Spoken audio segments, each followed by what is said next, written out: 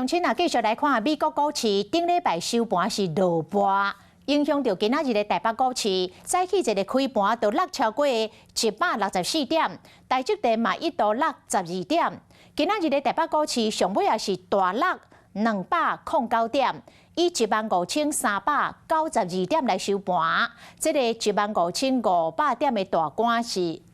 是来失守了。也毋过今年买台积电的大户无减少无大进，颠倒来增加。这嘛表示讲，这个外资对台积电中期甲长期的成长也是真看好。分析师认为，顶半年摆脱掉库存的阴影了后，下半年半导体等相关的产业链，这个业绩有希望会当接续回转来。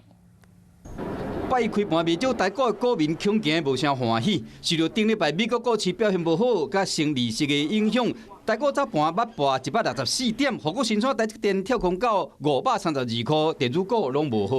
我们看到融资余额在今年以来是呈现下降的一个情况，今年以来已经降了接近9000张，这代表就是说散户的一个部分其实并没有参与到今年以来台积电这个大涨接近20%的一个走势。虽然台积电今年股东户减10万外人，也毋过持股的大户数确实增加。专家认为讲，台积电有先进的制程，是全世界市占率第一的半导体厂，和外国的资金愿意来买。外资的一个部分，今年以来是买超了这个台积电超过20万张以上，代表这个台积电的一个筹码流向是由这个散户流向这个外资的一个手中。依照台积电第4季发税会，估计顶半年调整库存了后，下半年就会带动业绩起价。专家分析讲，尾盘会为台积电、联电等半导体代工开始回升，电子零件产业可能还阁等一下。那今年呢，其实下半年也有一些国际这个大厂、晶片大厂会有新的一个产品推出 ，IC 设计啦，或者是车用的一个部分、车电股的一个部分，我认为也都可以留意。